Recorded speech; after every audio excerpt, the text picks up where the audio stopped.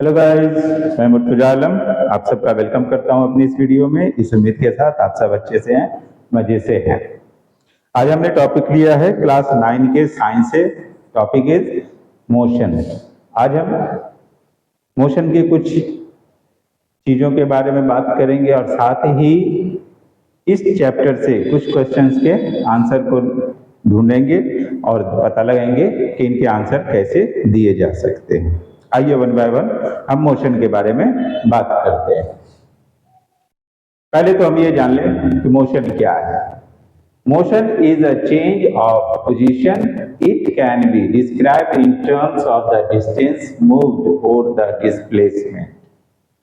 यहां पर दो बातें आई हैं, एक तो डिस्टेंस मूव्ड या कवर्ड और दूसरा डिस्प्लेसमेंट। पहले ये समझ लें डिस्टेंस, कवर्ड और डिस्प्लेसमेंट में क्या फर्क है। जैसे कोई ऑब्जेक्ट पॉइंट ए से ट्रेवल करते हुए ये पॉइंट बी तक गया, यह है 600 किलोमीटर। फिर पॉइंट बी से पॉइंट सी तक ट्रेवल किया, उसके बाद फिर यहां से ये है 400 किलोमीटर। फिर वहां से वो पॉइंट डी तक ट्रेवल करता है, ये है 700 किलोमीटर। तो इस तरीके से हम डिस्टेंस कवर्ड की बात आएगी तो बताएंगे 600 प्लस 400 प्लस 700, इतना इसने डिस्टेंस कवर्ड किया है। लेकिन डिस्प्लेसमेंट में हम ऐसे नहीं करेंगे। डिस्प्लेसमेंट किसी भी ऑब्जेक्ट का शॉर्टेस्ट डिस्टेंस होता है जो, और वो होता है स्ट्रेट लाइन में। तो यहां पर जैसे बताया गया है, the shortest distance measured from the initial point जैसे A to the final position D of an object is known as displacement. जैसे यहाँ इनिशियल पॉइंट ए है और डी, इनका शॉर्टेस्ट डिस्टेंस ये हो गया, तो ये मान लीजिए है यहाँ पे 600 किलोमीटर। तो डिस्प्लेसमेंट ये हुआ, डिस्प्लेसमेंट होगा ए टू डी जो 600 किलोमीटर है, लेकिन डिस्टेंस कवर्ड जो है ये पूरा आएगा। तो डिस्टेंस कवर्ड और डिस्प्लेसमेंट हमने वो समझ लिया। अब आगे बढ़ते हैं, टाइप्स ऑफ मोशन।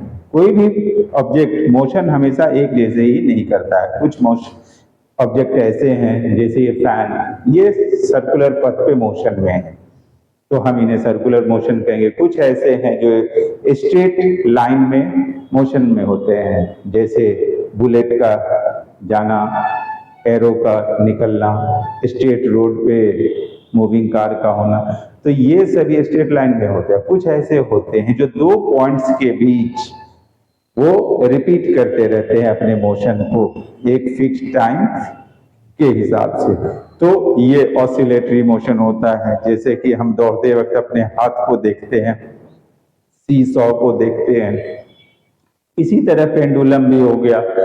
तो ये तीन टाइप के मोशन होते हैं, rectilinear straight line motion on an object, motion of an object in straight line, oscillatory motion of an object between the two points, वो उसी दो पॉइंट के बीच मोशन करते रहते हैं, circulatory motion, motion of an object in a circular path.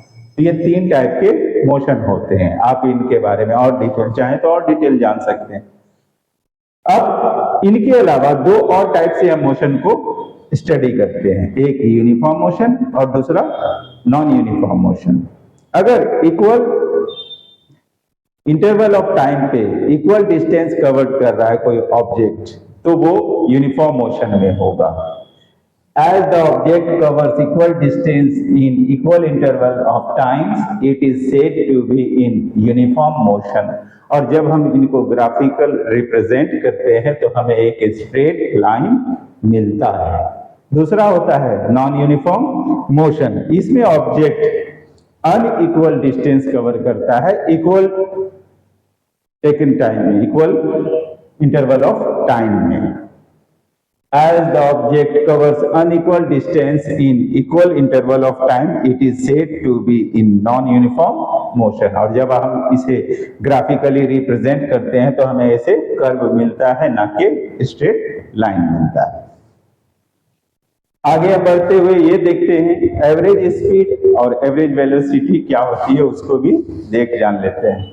Average speed, it is an object, if an object travels distance s in time t, then its speed v is total travel time distance by taken time v equal to s by t। और इस तरह से हम speed, उसके average speed को calculate कर लेते हैं। एवरेज वेलोसिटी, एवरेज वेलोसिटी के लिए initial velocity plus final velocity divided by 2 कर देते हैं। इसे हम इक्वेशन से कुछ ऐसे दिखाते हैं, average velocity equal to u plus v by 2। u represent कर रहा है इनिशियल वेलोसिटी को और v रिप्रेजेंट कर रहा है फाइनल वेलोसिटी को। The speed of an object is the distance covered per unit time and velocity is the displacement per unit time। साथ ही एक्सेलरेशन को भी जान ले, क्या होता है acceleration. The acceleration of an object is the change in velocity per unit time। Her unit time में जो भी वेलोसिटी में चेंज आएगा वो उसका एक्सेलरेशन कहलाता है। अब ये बातें हम जान चुके हैं, अब हम इनके कुछ क्वेश्चन को सॉल्व करते हैं। क्वेश्चन नंबर 1 इस चैप्टर का कहता है, an athlete completes 1 round of a circular track of diameter 200 metre. एक एथलीट है, एक ऐसे सर्कुलर ट्रैक का चक्कर लगा रहा है 1 राउंड पूरा करने में, जिसकी डायमीटर है 200 मीटर, वो टाइम लेता है 40 second. What will be the distance covered and the displacement at the end of 2 minutes 20 seconds? तो 2 मिनट 20 सेकेंड के बाद वो कितना डिस्टेंस कवर करेगा और डिस्प्लेसमेंट क्या होगा, हमें ये बताना है। इसके लिए सबसे पहले हम यहाँ पर देखेंगे, डायमीटर d दिया है 200 metre according to question, radius हो जाएगा इस हिसाब से 100 मीटर, टेकन टाइम 40 सेकेंड। अब इन्होंने कितना टाइम दिया है हमें, ये दिया है 2 minutes 20 second. Now given time equal to 2 minute 20 second. अगर हम इन्हें सेकेंड में कन्वर्ट करते हैं तो वो हमें देता है 140 second. Number of round covered equal to total time by taken, time taken to complete 1 round. Total time है 140 सेकेंड, एक राउंड को पूरा करने में 40 सेकेंड लगा रहा है, तो हमने इसे डिवाइड किया तो हमें वो दे रहा है 3.5 मीटर पर सेकेंड की स्पीड से वो ट्रेवल कर रहा है। अब उस सर्कुलर ट्रैक का सर्कमफेरेंस निकाल लेंगे, क्योंकि उसी के चार्ट इसमें ट्रैक में वो दौड़ रहा है। Circumference of the track 2 pi R, that is 2 pi R, और स्पीड से हमने उसे मल्टीप्लाई किया तो वो हमें देता है 2200 मीटर। ये इसका आंसर है।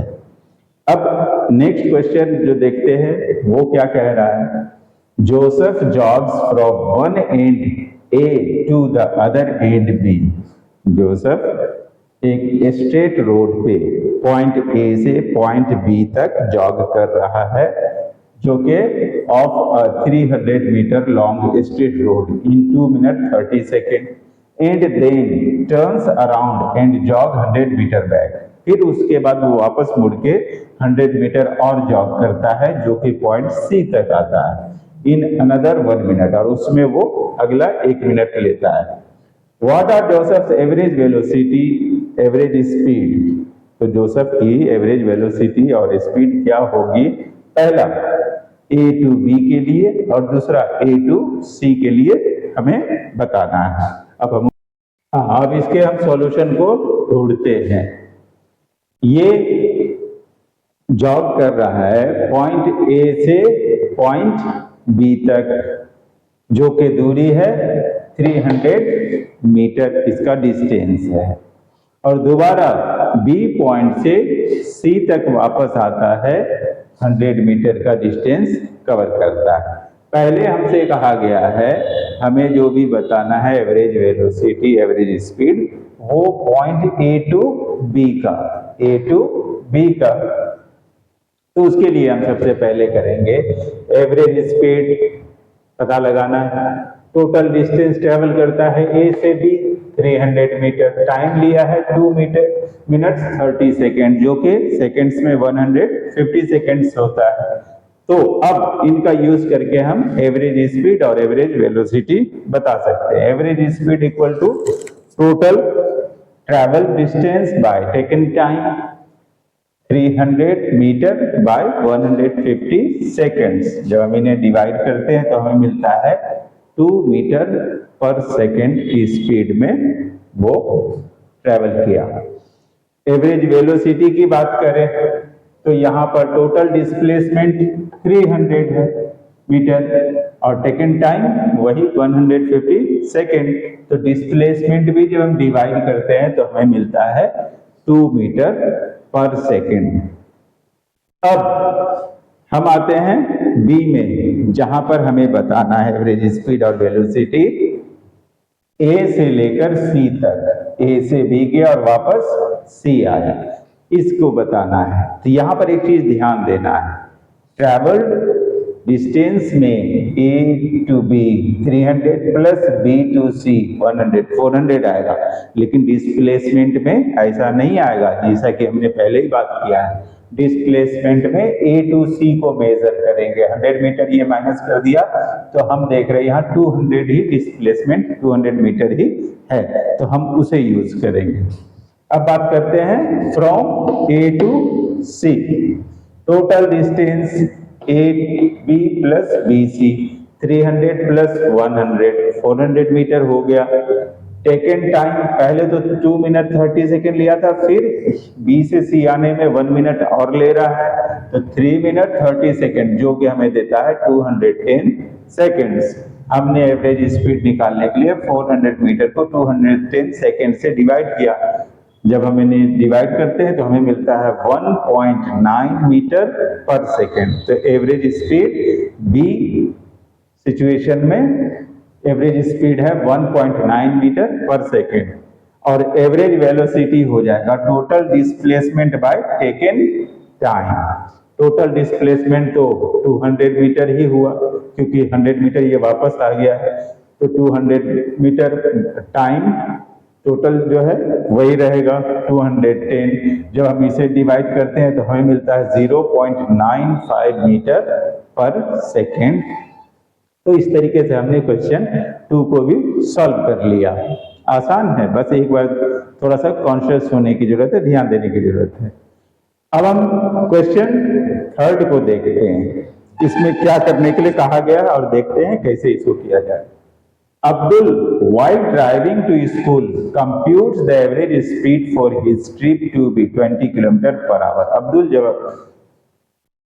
स्कूल की तरफ ड्राइव कर रहा था तो उसने अपने एवरेज स्पीड को देखा, वो 20 किलोमीटर पर आवर था।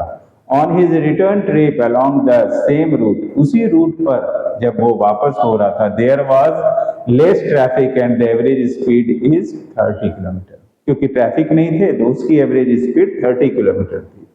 What is the average speed for Abdul's trip? तो अब्दुल के ट्रिप का इन टोटल एवरेज स्पीड क्या है, हमें ये कैलकुलेट करके बताना है। Let distance covered by Abdul, D मान लिया कि उसने डिस्टेंस जो कवर किया है वो डी किया है। यहां पर दोनों स्पीड दिखाया गया है, एक तो जाते वक्त और दूसरा रिटर्न का। जाते वक्त 20 किलोमीटर पर आवर और आते वक्त 30 किलोमीटर पर आवर है। होम टू स्कूल, पहला सिचुएशन है होम टू स्कूल, जिसमें 20 किलोमीटर पर आवर की स्पीड है। इसमें डिस्टेंस डी है, स्पीड 20 किलोमीटर पर आवर है, तो इस तरह से speed equal to distance covered by taken time. तो हम अगर इस फॉर्मूला पे इनको पुटअप करते हैं तो हमें क्या मिलता है, speed 20 kilometre, distance covered D मान लिया, टेकन टाइम टी है, तो फिर टाइम इक्वल टू क्या हो जाएगा, डिस्टेंस कवर्ड बाय 20। इसे हमने इक्वेशन 1 मान के अभी रख लिया। आगे दूसरे सिचुएशन में स्कूल से होम रिटर्न होने के time. Now school to home, distance equal to D, speed equal to 30 kilometre per hour. Speed का वही रहेगा फॉर्मूला। अब इस फॉर्मूला पे हम इनको पुटअप करते हैं, तो 30 equal to D by time.